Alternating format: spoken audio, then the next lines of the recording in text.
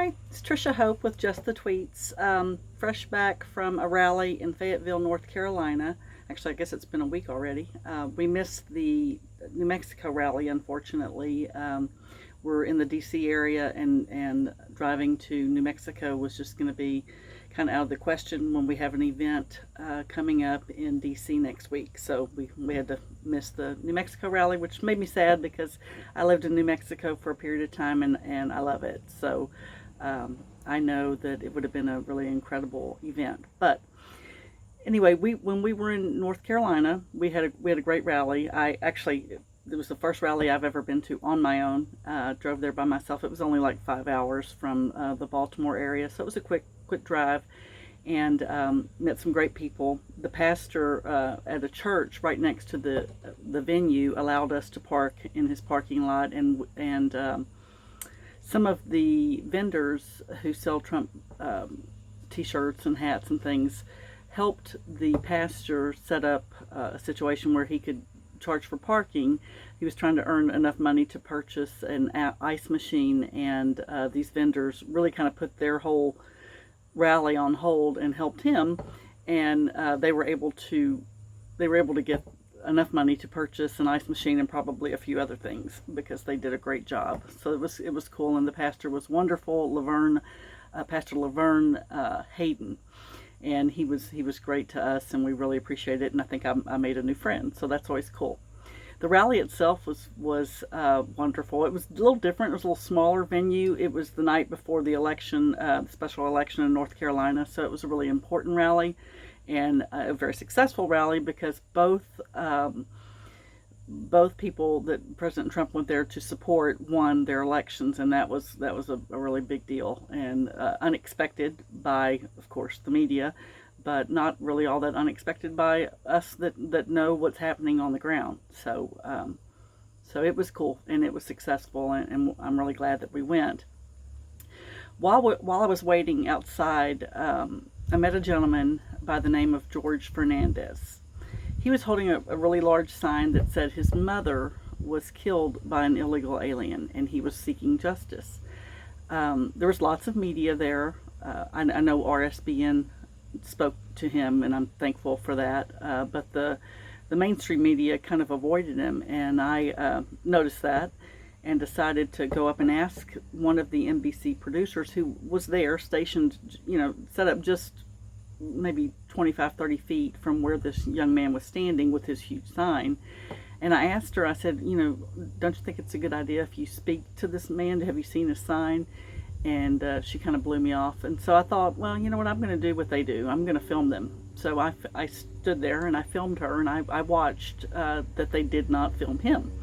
And then I think I did it long enough to where I made them uncomfortable, and the producer walked over to where George was standing and spoke to him. And she said that, they were there just to cover the special election and that they weren't really talking about other things, which I find hard to believe. I'm sure all day long they talked about nothing but the special election. I kind of doubt that.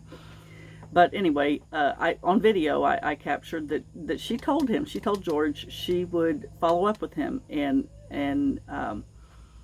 she hasn't. So I reached out to George, and he told me that he has not heard from her. He's just trying to seek justice for his mother. His mother, Jessica Flores, was killed on September 2nd, 2008, and she was killed by a man named Cesar Lopez, who was a Nicaraguan national. He has fled the country. He entered our country illegally. He murdered George's mother, Jessica Flores, and then he fled, we believe, to Nicaragua. George loves his mother, and he's trying to get Mr. Lopez extradited back to the States so he can be punished. And he was asking for help from the media, and the mainstream media did not want to cover this story. They wanted to ignore it, which is what they do for a lot of illegal alien stories, especially if they're surrounded by murder or someone's harmed. They it's not the story they want to tell. That's not the story they want you to hear, and it's not the story that they want to tell. So I promised George that I would try to help. I mean, I'm have a very small audience, but I'm persistent, and I'm gonna do everything I can to help him get some attention and possibly some justice for his mother. And I was able to get someone from the Trump campaign to come over and speak to George, and I know he appreciated that.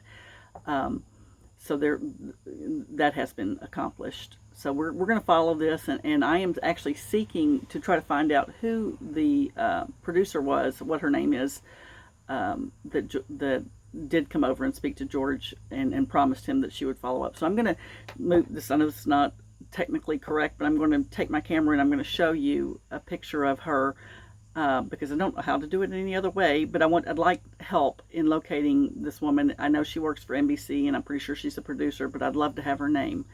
So I'm going to show you her her video of her telling George she would help.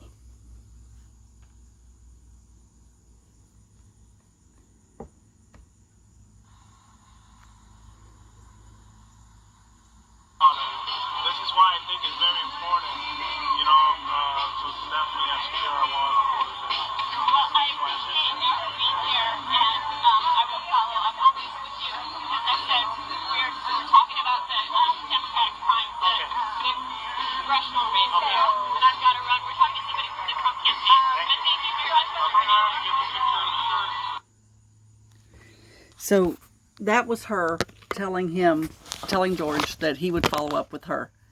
And so I was hoping that she had, but like I said, I followed up with George today, and he has not heard from anyone. So if anybody knows who the name of that woman, I would really appreciate it. You can send me a message, and I would really greatly appreciate it. So that was the Fayetteville rally, and it was great, and I'm really glad I went. And I'm so sorry again that I missed New Mexico. I hate missing a rally. It's hard to sit here and watch it on TV after you've been to 23 rallies. I know my Front Row Joe friends know what I mean when I say that. It's tough. It's hard to sit here and watch on TV when you really, really want to be there. But it was kind of cool because last night President Trump pointed out a gentleman who wears a Build the Wall suit. And he has previously brought him up on stage, but he mentioned him again last night. And then standing next to that gentleman was our friend Richard Snowden, who was there, and he pointed Richard out as well. Richard is kind of known as one of the best dressed men in line. He always wears a suit. He always looks very, very nice. And President Trump commented on his red tie. So that was kind of cool. It's nice to know that the president notices some of the people who have been to, many of his rallies. We are dedicated to him, not just in the way of, we enjoy going to a rally, but we do a lot of other things, all of us, to support the president in our daily life. And I know that he's a very busy man, but it's nice to see that he recognizes that there's a group of us that do that. So that was kind of cool. I'm anxiously waiting to see where he'll be going next. I'm hoping it would be in Pennsylvania pretty soon. That'd be nice. He hasn't been there in a little while, I don't believe. So we're hoping it'll be somewhere in this area. But wherever it is, we're going to do our best to get there and support him. So I wanted to also mention our books. We have Volume 1 and Volume 2 out right now. Volume 1 covers the first year of the presidency, all of his tweets, just his tweets, and that's why it's called Just the Tweets. And Volume 2 covers year 2 of his tweets. Volume 3 is going to be coming up soon, believe it or not. The last tweet will be written on June 19th, 2020 at midnight. So whatever his last tweet is for January 19th, 2020 will be the last tweet in the Volume 3. It's shaping up to be a very large volume. We're already in excess of 300 pages, and Volume 2 was 486 pages, I believe, so we're shaping up to be a very large book. We're going to begin pre-orders for Volume 3 probably October. And I really, really encourage anyone who's thinking about purchasing books for Christmas to do it early. Last year, we ran out and we couldn't get the second shipment in, you know, in time to get it shipped for Christmas. We got them before Christmas, but for shipping purposes, it was difficult for some people to receive the books. So I really, really encourage you to order now. I mean, we have some volume 1 and 2s in stock. We'll be getting more, but not a whole lot more, because we have to know how many people are going to be purchasing. We don't want to over order. So if you want to purchase books for a gift for Christmas, please just go ahead and do it. Just go ahead and do it now, so that I can make sure that you have your books in your hand on Christmas. So there's that. What else? Let's see. Oh, I'm going to be in DC next week for an event, and it's regarding, again, illegal aliens and the terrible things that happen to people who have been on the other end of the violence that happens with some illegal aliens, and it's heartbreaking to listen to these stories, but it's important that they tell the stories, and it's really, really important that we hear them. A lot of people have lost loved ones. I can't imagine putting myself in their shoes. I pray to God I never have to. So I'm going to be at that event. I think it's on the 25th. And I'm looking forward to meeting some people there, and that's what we're going to be doing. So we're waiting patiently for the next rally announcement, and we are planning to be there, and we look forward to many, many more rallies coming up. I can only imagine what his schedule is going to be like. He's made up his mind. He's going to go for it. He's going to, I believe, spend a good amount of time in New Mexico from time to time, because he's in play there. We were in El Paso, I guess 6 or 8 months ago, whenever it was, and there's a lot of people from New Mexico at the El Paso rally. And then looking at the pictures and video last night in El Paso, I truly believe New Mexico is in play, and that would be awesome.